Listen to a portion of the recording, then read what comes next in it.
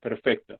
Les debía una partecita de la clase pasada donde estábamos hablando de grupos sanguíneos. Recuerden que hicimos pues como un ejercicio de leyes de Mendel, donde determinábamos pues unos fenotipos que tenían un grupo sanguíneo específico, que era el A, era el B, era la codominancia que se presenta entre dos grupos. Acuérdense, codominancia es cuando en la expresión genética vamos a tener pues que ambos alelos se expresaron para pues el nuevo individuo, que es el caso del grupo sanguíneo AB, y vamos a tener un O.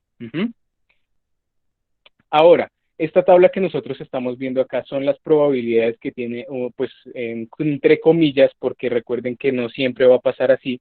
La naturaleza y los procesos fisiológicos de expresión genética y fisiológicos no son tan exactos. La matemática no puede predecirlos de forma tan acertada, pero pues acá tenemos una tabla de aproximados. Entonces, por supuesto, siempre vamos a tener en esta parte la expresión del homocigótico dominante en un 100%, y la última, que pues sería el homocigótico recesivo, siempre, siempre, siempre pues va a estar en un 100% también. Y bueno, ya en la mitad tendríamos como los heterocigóticos, ¿m? Y estos van a variar en porcentajes. Estos son como esas probabilidades que se calculan para estos grupos, pero lo que les digo, pues en la vida real no pasa como tan así. Bueno, y en resumen, vamos a tener seis genotipos. Recuerden, genotipo es la información genética que pues tiene cada individuo. Este, esta letra o este gen en específico o este alelo va a ser del padre, ¿cierto? Acá pongo el padre, y acá este va a ser de la madre siempre. Acuérdense que en genotipo, cuando yo tengo esas dos letras, me estoy refiriendo a ese gen que heredé de mi padre y a ese gen que heredé de mi madre, que tienen alelos diferentes, y bueno, que pues habría que ver cuál de los dos se expresa, que no necesariamente es como dice la ley de Mendel, que el dominante se expresa, sino que puede haber una codominancia incompleta y demás otros procesos de expresión génica que vimos pues la clase pasada. Pero vamos a tener básicamente pues estos seis tipos de genotipos de forma resumida, porque acuérdense que pues para la medicina mundial hay 32 grupos sanguíneos. Y pues el dato interesante, desde 1900 se descubrieron, o sea, hace 120 años. ¿Mm? Y fenotipos también vamos a tener seis, que va a ser el A, van a ser dos tipos de A, dos tipos de B, o sea, BB. El AB heterocigótico, perdón, sí, heterocigótico, sí, y ya pues vamos a tener el O. ¿Mm? Y pues acá también tenemos una tabla de cruces, de esos cruces que se pueden presentar también unas probabilidades junto con pues el RH, que fue lo que hicimos en el ejercicio de entre comillas, las leyes de Mendel. Si ustedes recuerdan, lo que nosotros hicimos fue coger dos alelos que me expresaban para A o B y dos alelos que me expresaban para positivo y para negativo. Básicamente, pues estas son como las frecuencias que podríamos encontrar en términos resumidos para que no se me vayan a marear con toda esta información. Es solo información general. ¿Mm? Pero ahora sí, ¿qué es lo importante de estos grupos sanguíneos? Ocurre que en los eritrocitos vamos a tener unos antígenos específicos. Acuérdense que estos antígenos pues son las espadas que allá en el timo y en los órganos linfoides hay para equipar a nuestras células y pues si eventualmente alguna bacteria se atreve a entrar a nuestro sistema, pues atacarla con estas espadas que fueron forjadas ahí en el timo, en el vaso, en la médula de los huesos y demás pues, partes del sistema linfático. ¿Mm?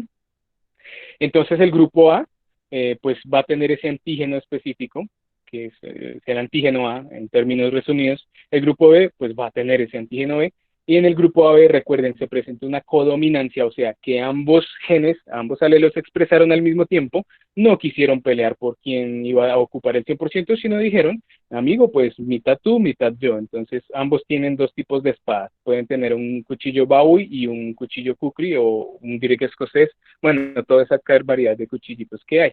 Mientras que el grupo O, pues no va a tener unos antígenos de A y B, sino va a tener sus antígenos, pues, diferentes, ¿sí? Bueno, ya veremos a qué tipo de grupos sanguíneos va a atacar. ¿Mm? Bueno, esto ya lo dijimos, papá. Y ya, esto también. ¿Qué pasa? que el grupo A va a producir antígenos que van a atacar específicamente al grupo B. O sea, ellos van a estar ahí agarrados, chun, chun. Y de la misma forma, los grupos sanguíneo B van a atacar pues a este grupo de sangre A, ¿sí? Pero el AB, como les decía ahorita, pues son como muy international love, como muy peace and love, como muy rasta, muy, bueno, me entendieron. Entonces ellos dicen, no, si tú tienes tipo de sangre AB y tú también, pues todo en orden. Ya vamos a ver pues la compatibilidad sanguínea de estos grupos. Pero en el caso del O pasa algo muy diferente, que este O sí se va a agarrar pues con todo el mundo, ¿sí? Entonces produce antígenos contra A, produce antígenos contra B y produce antígenos contra los grupos A, B. Se va a tener como como un margen menor pues, de donación. Veamos a fondo qué grupos sanguíneos pueden donarle a cuáles grupos. Resulta que si una persona necesita o es de grupo sanguíneo A, necesariamente va a necesitar que una persona donante sea de grupo A o sea de grupo O. A esta persona se le va a poder transferir pues este tipo de grupo sanguíneo y no va a tener ningún problema. Pero si una persona de grupo A se le hace una transfusión de sangre de grupo B o AB, tenemos problemas. Pues estas células que empiecen a entrar a su sistema circulatorio van a empezar a atacar a esos otros eritrocitos y células sanguíneas y del cuerpo y demás, entonces la persona pues va a morir. Si no se actúa de forma rápida, la persona va a morir si se le hace una transfusión de sangre equivocada. Para los grupos sanguíneos B, solo se le puede hacer una transfusión de su propio grupo, o sea, del B, y también del O, pero no se puede del grupo A y del grupo AB. Recuerden que la sangre va a empezar a ocurrir una batalla campal que puede ser catastrófica, ¿sí? Mientras que el grupo AB, como es todo peace and love, pues recibe de los cuatro, del A, del B, del AB y también va a recibir del O. No hay problema. Este grupo AB, los que son grupo AB, son receptores universales. ¿Mm? Y el O solo va a poder recibir del O, no va a poder recibir ni de A, ni de B, ni del grupo sanguíneo AB, porque pues corre el riesgo de morir. Solo va a poder recibir sangre de las personas que son O. Entonces, miren, esto que está en azul, en este cuadro azul, es el donante universal, ¿sí? Porque pues va a poder ser aceptado por los grupos A, por los grupos B, por los grupos A, B y por el grupo O. Es el donante pues universal para estos grupos, pero el receptor universal, o sea, el que recibe todos los grupos sanguíneos, pues va a ser el AB, para que lo tengan en cuenta. Y bueno, ¿cómo funciona el tema del RH?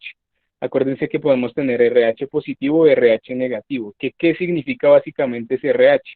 Que si le da positivo es porque pues la persona que tiene, pues cuando uno hace una prueba de reactivo para detectar ese RH positivo y las proteínas de la sangre se coagulan, o sea, se hace un coágulo como cuando uno frita un huevo y la clara se precipita porque esas proteínas se precipitaron, pues ahí se va a saber que es RH positivo. ¿Y eso qué es? Otros cuchillitos, por así decirlo, que tiene el sistema para defenderse, por así decirlo para que me entiendan, ¿sí? Y negativo es porque pues no va a tener este set de cuchillitos para defenderse después de las bacterias, virus y otras sustancias perjudiciales, ¿sí? Ojo, porque cuando se vaya a hacer la transfusión de sangre, ya vimos los grupos que son, pues que tienen un buen complejo de histocompatibilidad o que pueden ser aceptados.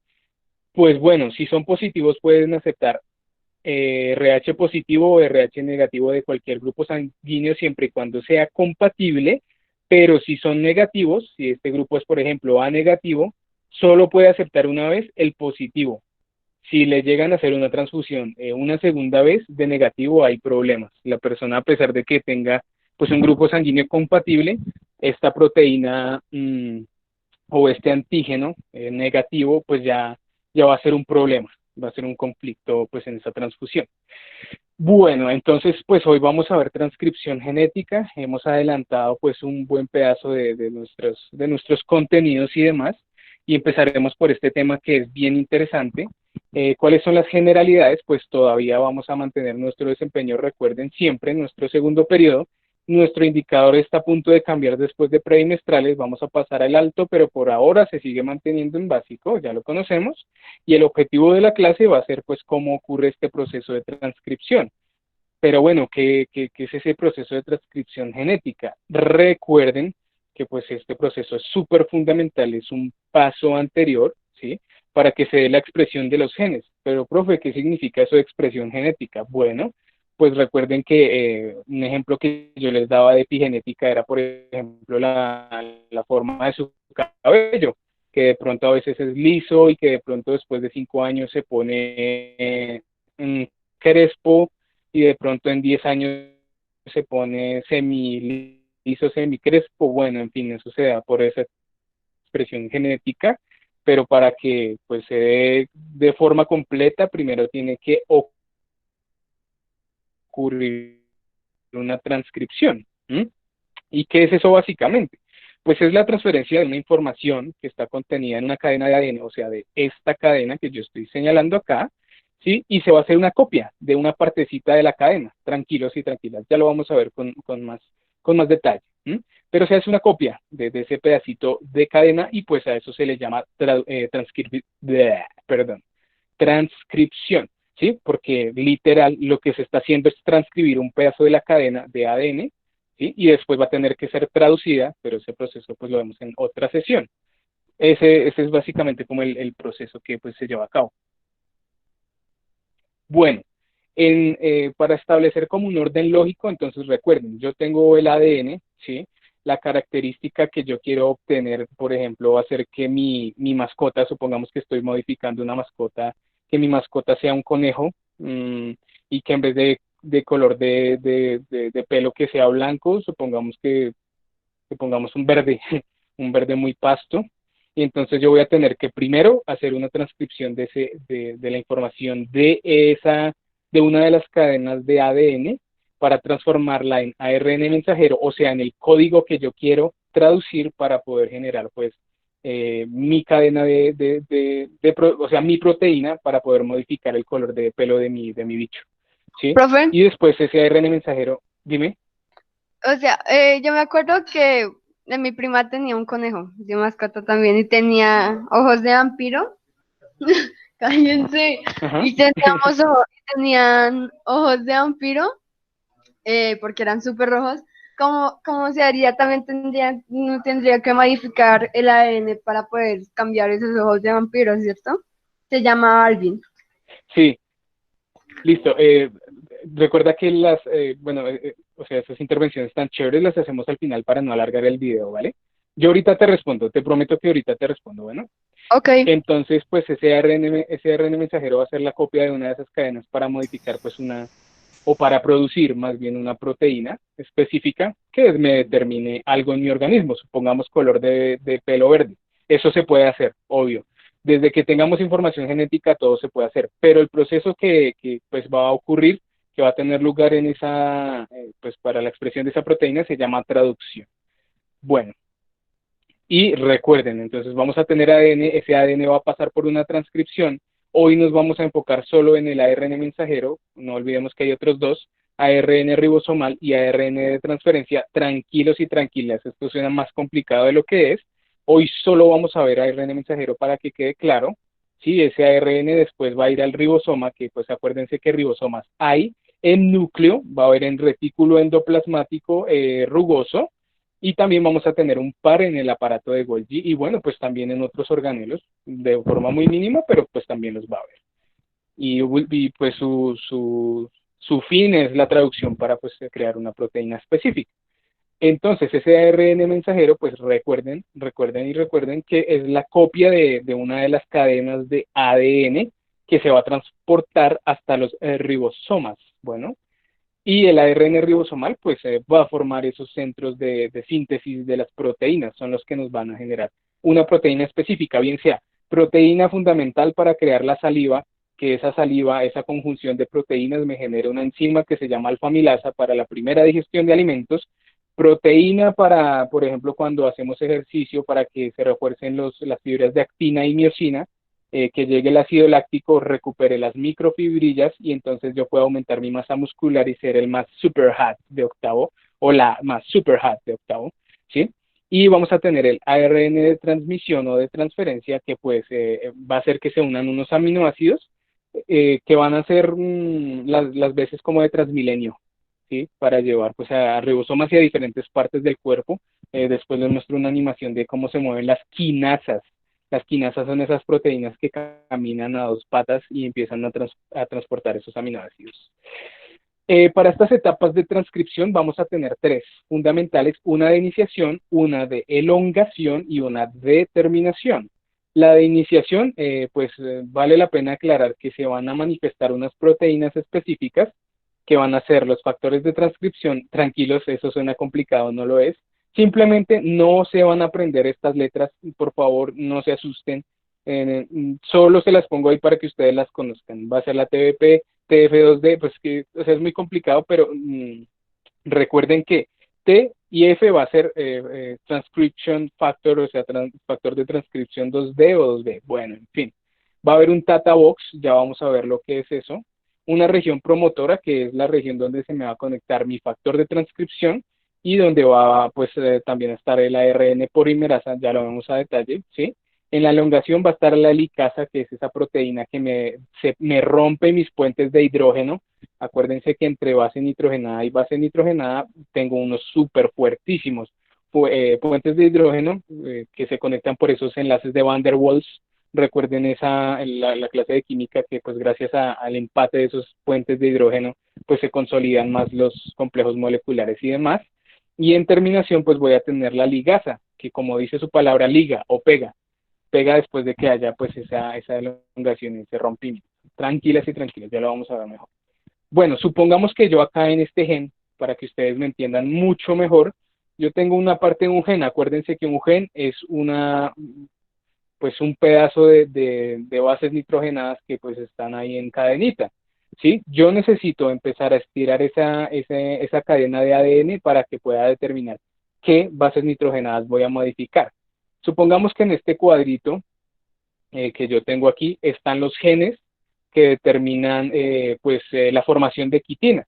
Recuerden que la quitina es una proteína que está presente en los exoesqueletos de los insectos y en general de los artrópodos y en las paredes celulares de los hongos. Acuérdense que los hongos también tienen pared celular, las bacterias también tienen pared celular, pero no es de quitina, es de peptidoglicano, y las plantas también tienen pared celular de lignina, de celulosa y bueno, demás. Pero esta parte especial de ese gen me va a codificar la proteína quitina y va a hacer que mi bicho, pues este bicho tan lindo, que es un neonato, vean ese bicho tan tierno, pues tenga por todo su exoesqueleto quitina. Pero supongamos que pues tenemos, le sacamos una muestra de sangre a este pajarito tan lindo que se llama Chlorofonia calofris, y entonces en esa parte específica del gen no vamos a tener quitina, sino queratina. Y esa queratina tiene que pasar primero por transcripción, luego por traducción, para que en su pico pues haya queratina y pueda comer estas deliciosas cerezas que pues tiene ahí en su piquito hermoso, divino. ¿Mm? Y bueno, pues también podemos tener el caso de las ranas, ¿no?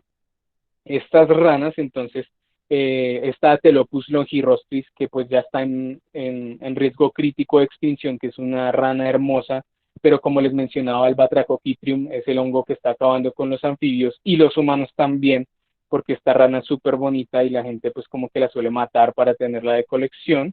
Entonces, ahí en ese segmento que yo estoy señalando acá, va a estar la información genética específica para que este bicho pueda ser tan hermoso y pueda expresar la proteína que me determina el color morado fucsia divino de esta ranita. ¿Sí? Pero también va a estar la información genética que me determina la expresión del veneno de los dendrobátides. Acuérdense que esta ranita está dentro de una familia que se llama Dendrobatidae, que esa familia pues pertenece, en esa familia está todas esas ranitas que son súper tóxicas, donde está la famosa rana dardo dorado, y pues bueno, otras. Pero entonces, literal es como dice acá, tócame y te mato. O sea, como cuando uno molesta a su jefa o a su mamá, ¿no? Entonces uno, mami, perdóname, tócame y te mato. Entonces también va a estar la rana, pues con esos colorcitos y con esa expresión de los genes, de sus proteínas, diciendo como, wow, wow, wow, amiguito, no me toques o bueno, vas a pasar un mal rato pues en la otra vida. ¿sí? Bueno, empecemos con ese proceso. ¿Qué pasa? Que recuerden que nosotros vamos a tener el núcleo, en ese núcleo voy a tener el ADN, ese ADN va a estar súper condensado por unas proteínas que se llaman histonas, que conforman un octámero, ¿cierto? Para que ese octámero se una con otras histonas a modo de imagen y entonces pues se aglomere pues a modo de X y que forme un cromosoma. Yo tengo que empezar a desenrollar toda esa mano de ADN, lo tengo que dejar así como de forma uniforme y entonces va a pasar la licasa. ¿Qué va a hacer la licasa? Va a empezar a romper esos puentes de hidrógeno, que es súper difícil, pero ella lo logra por sus propiedades pues químicas y físicas, lo logra con facilidad, abre ese.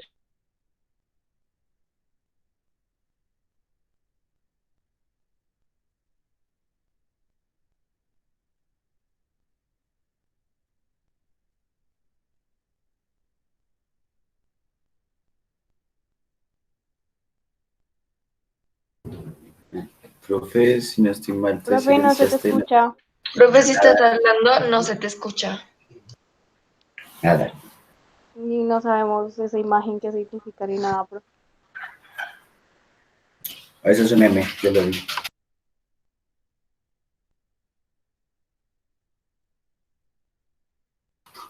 Profe, Centro y entonces van a llegar unas proteínas enlazantes que pues se Profe. llaman SBBs, pero o sea, Profe, apréndase ¿puede Se te repetir? cortó todo. profe, ¿puede repetirlo, por favor? Todo.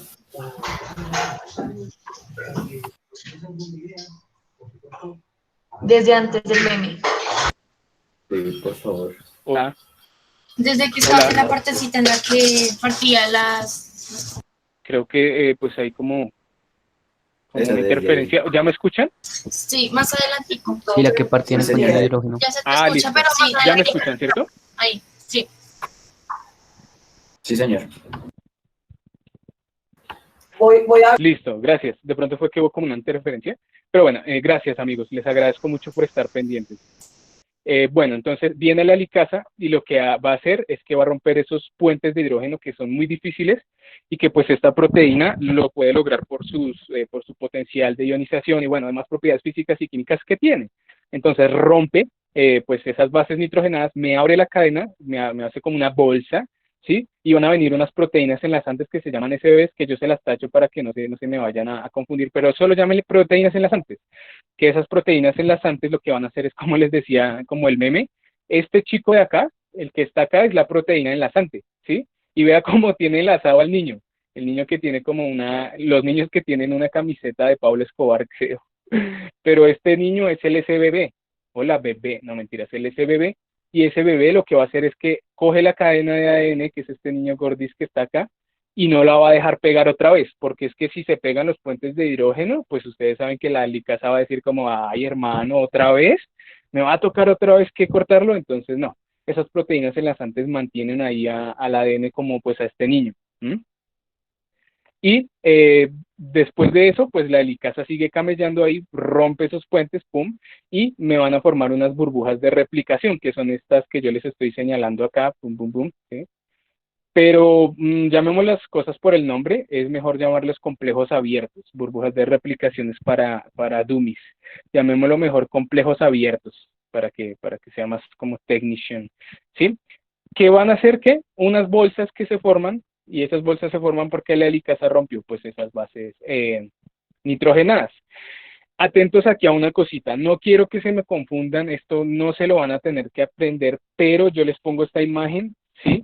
Para que ustedes sepan una cosa, vea, los factores de transcripción van a estar compuestos por una mano de proteínas que uno ni se imagina, entonces van a estar, por ejemplo, la FTTB, la FTTA, la beta 30, la alfa no sé qué, y entonces solo tengan en cuenta eso, que a los factores de transcripción se van a unir una mano de proteínas que me van a regular la expresión génica, bien sea para que un gen se me exprese o un gen pues que queramos apagarlo.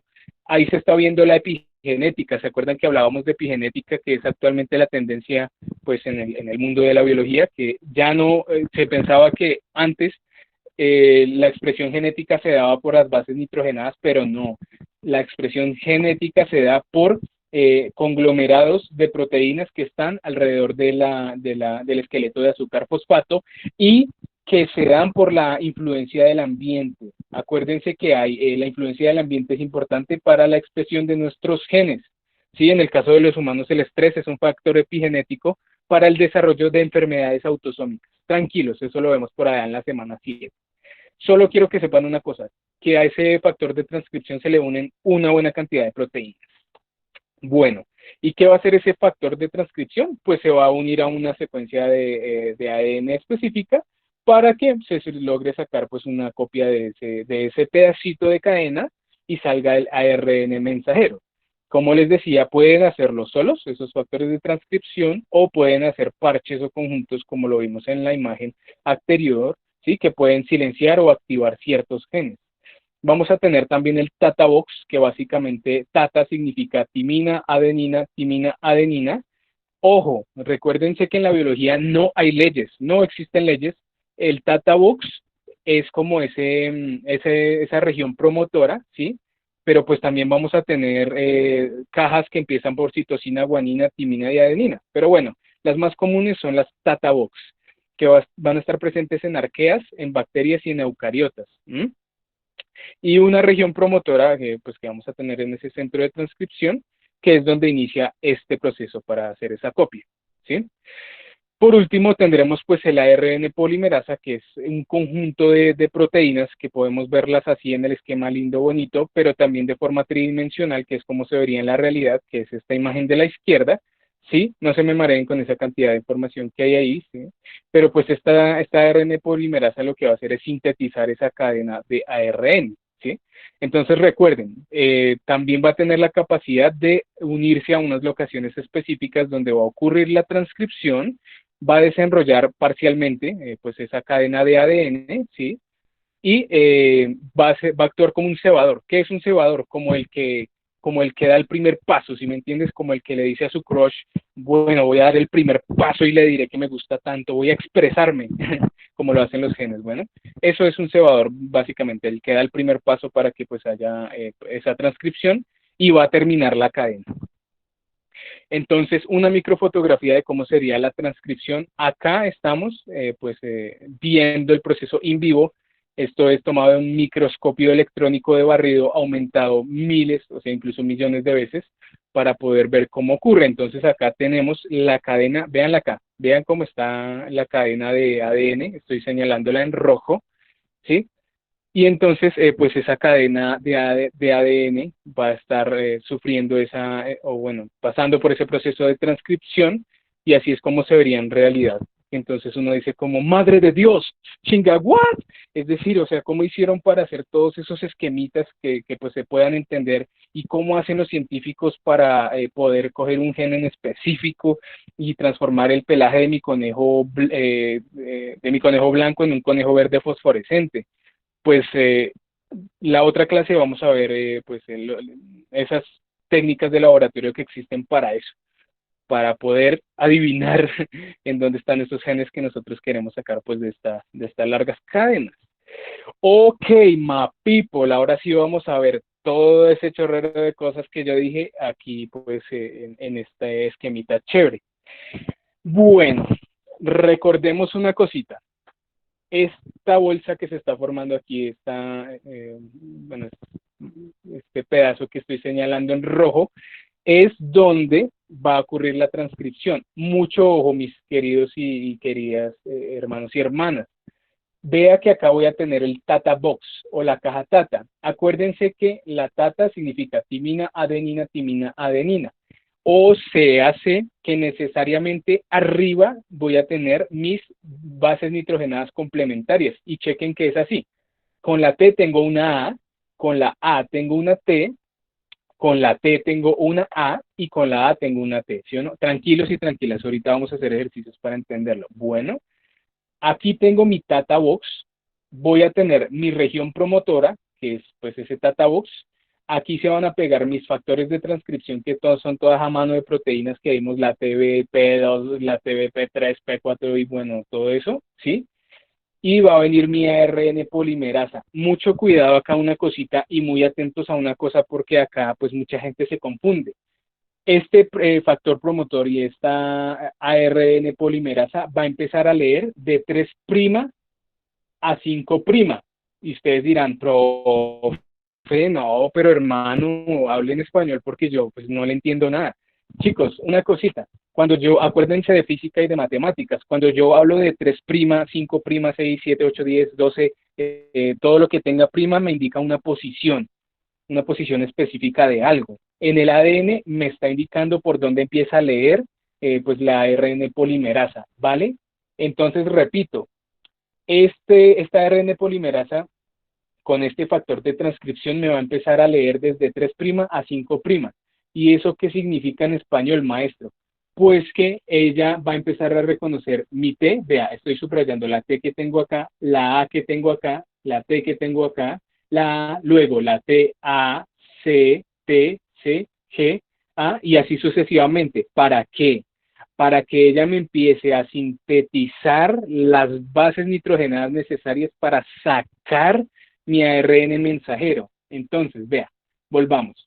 Voy a tener mi T, mi timina acá, ¿cierto? Recuerden, ella empieza a leer de 3' a 5', pero empieza a sintetizar de 5', que es la que yo estoy señalando acá, amigos. Miren, estoy subrayando súper en rojo. Va a sintetizar de 5' hasta 3'. ¿Y qué significa sintetizar? Pues que a esta T le agregue su base complementaria, ¿sí o no? Entonces chequen ahí que pues se va a agregar una A, en este caso. Luego a esta A se le va pues a añadir una U. La C, acuérdense que siempre va a estar con la G. La T va a estar con la A. La C con la G y así sucesivamente. Y esta cadenita, esta copia que está saliendo pues de esta síntesis, pues va a empezar a elongarse, a salirse de ahí, ¿sí? Pues para ya después empezar a viajar al ribosoma y demás. Recuerden otra vez, este factor de transcripción junto con mi ARN polimerasa empieza a leer de 3' a 5', o sea, estas bases nitrogenadas que yo tengo acá. Simultáneamente va a sintetizar, pero de 5', que es el 5 que yo tengo acá, a 3'. Entonces me va a pegar la base complementaria que voy a tener cuando pues ella está leyendo. Frescos, ahorita hacemos un ejemplo y les va a quedar más claro. Ustedes me dirán, profesor, pero venga, un momentico, ¿por qué no el factor de transcripción no se pega a una citosina y una guanina?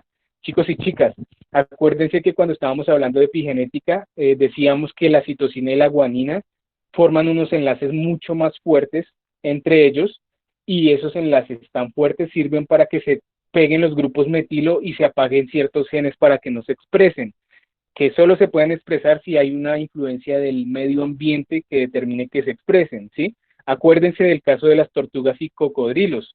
Si el huevo de la tortuga o el cocodrilo está al menos 1 grado por debajo de la tierra, o sea que le reduzca 1 grado en la temperatura, nacen machos, y si está 1 grado más arriba, van a nacer hembras.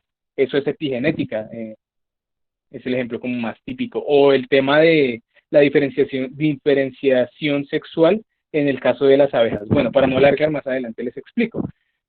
Para que ustedes tengan una idea molecular de cómo ocurre esto, vea, les voy a señalar lo que les decía ahorita. La citosina y la guanina forman una estructura súper compleja. Quiero que vean los puentes de hidrógeno que están formando acá, que son súper complejos, ¿cierto? Y vea la diferencia entre una timina y una adenina, que solo van a tener pues 2 puentes. Y lo que está haciendo pues esta proteína es uniendo su base complementaria. Acá siempre va a haber una A, una T, y entonces ustedes dirán, ah, bueno, profe, pues acá hay una T, después se va a pegar una A. Pues sí, señoras y señores. Cuando ocurre esa conjunción de bases, vea, se van a romper estos 2 puentes de estos 2 fosfatos, ¿cierto? Pum, se van de para allá, y tiene que dejar una molécula de energía. ¿Para qué? Pues para que ocurra, bien sea transcripción, replicación y demás procesos pues que ocurren ahí en el ADN, ¿vale? Entonces, vea, repito, Vea cómo la citosina y guanina forma tres puentes hidrogenados súper fuertes por enlaces de Van der Waals, y vea la timina y adenina que solo tiene dos. Nunca olviden que este esqueleto de azúcar fosfato tiene que estar ahí para que le dé energía a las proteínas y que arranquen, que sea como una moto vieja. Así, bueno, tiene que haber energía.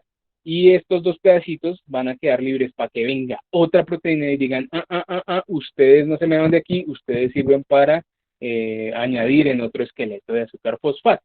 Ahora veamos lo más entendible sin tanto complique. Acuérdense, viene acá el Tata Box, acá donde les estoy señalando Tata Box, que pues ahí va a estar la región promotora, ¿sí? Van a venir a añadirse los factores de transcripción como, hola amiguis, vamos a camellar, entonces se unen ellos, ¿cierto? Y luego la ARN polimerasa es como, hola, hace mucho no nos veíamos, parece que hubiéramos estado en cuarentena porque no me habías llamado y demás. Bueno, se forma un parche, se abrazan, se besan y empiezan a camellar. La helicasa, acuérdense, la proteína empieza a romper esos puentes de hidrógeno, bien sea de timina, adenina, citosina, guanina, los rompe, y esas proteínas de adhesión, acuérdense que es como ese meme que pues del niño, el otro niño flaco sostiene al más gordis, el que tiene la camiseta de Pablo Escobar, lo tiene ahí y no lo deja huir, porque si lo deja huir, vuelve y se abraza con su base nitrogenada complementaria y pues es más difícil separarlas otra vez. No se puede dar el lujo de perder energía, ¿sí? Y entonces empieza esta ARN polimerasa a camellar ahí, ¡pum! Acuérdense, siempre va a empezar a leer de 3' a 5'. ¿Qué es esa vaina? Pues es la orientación que tiene mi ADN por donde empieza a leerla. Si yo tengo acá una T, si mi ARN polimerasa lee una T, va a sintetizar en sentido 5', 3', una adenina. A la T va a pegar una A. ¡Pum! Si acá me lee una C, en sentido 3', 5', empieza a sintetizar de 5' a 3' una G. Ajá, sí. Y si acá tengo una A, ¿sí? En sentido que le dé sentido 3' a 5', me va a sintetizar de 5' a 3' una U. Acá hago una aclaración, ustedes me dirán, wait, my master, ¿usted por qué me pegó acá una adenina, jovencito? Si se supone que el RNA, en vez de tener adenina, tiene uracilo. Tranquilos, amigos y amigas. Lo que pasa es que primero debe tener por lo menos un aminoácido para que ese aminoácido se pegue por allá en el ribosoma y arranque. Eso es un cebador, ¿sí? Solo va a tener una adenina unida a una timina y el resto sí va a ser uracilo pegado con esta timina. Bueno, ya lo vemos, tranquilas y tranquilos. Y luego, acuérdense que pues ese RNA, este va a ser el RNA mensajero, y acuérdense que va a tener unos intrones y va a tener unos exones. Los exones son los que permiten codificar y los intrones no. Entonces va a ocurrir un proceso que se llama splicing, ¿sí? Y se van a pegar unas proteínas que se llaman spliciosomas. ¿Y qué van a hacer? Van a decir como, no, o sea, tú no sabes bailar bien BTS, o sea, te vas, practicas, te envío un link de coreografía y cuando seas apto para bailar en nuestra coreografía de BTS, vienes, ¿ok? Por ahora te me vas. Entonces hace un proceso de splicing y esos intrones pues se van a LB. Bueno, entonces recuerden, acá vamos a estar de 5' a 3' y al final vamos a tener que pues solo vamos a tener exones en ese ARN mensajero. Los intrones se fueron pues a LB. Ustedes ya saben qué significa eso, ¿sí?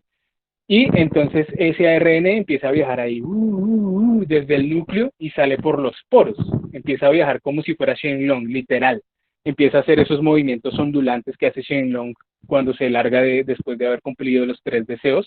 O si lo prefieren, movimientos ondulantes como lo hace Haku, pues de esas películas tan chéveres que produce Estudio Ghibli, que pues se las recomiendo mucho, que son como 32 me parece, pero hace esos movimientos ondulantes. Imagínense a Shenlong o a Haku moviéndose así desde el núcleo pues hasta los ribosomas, o si lo prefieren también moviéndose como la novia de Jake y amiga de Finn el humano.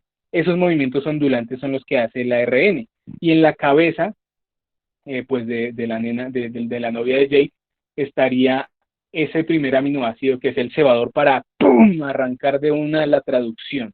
Bueno, my people, entonces vean, otra vez les muestro cómo se vería pues en la realidad ese proceso de transcripción.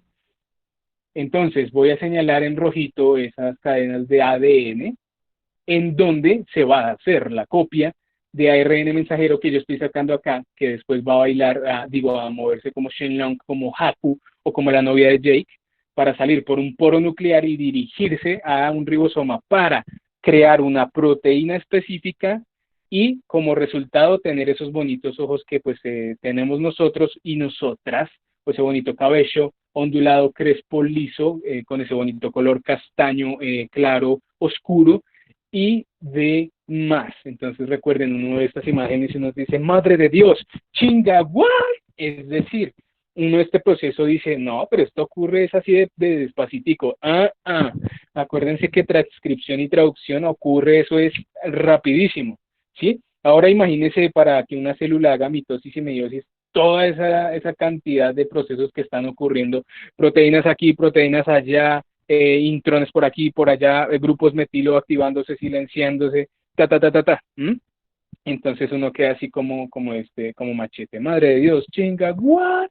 Entonces, bueno, mis estimados y estimadas estudiantes, vamos a ver si les quedó claro o si tienen preguntas. Recuerden, si tienen preguntas, escríbanme ahí por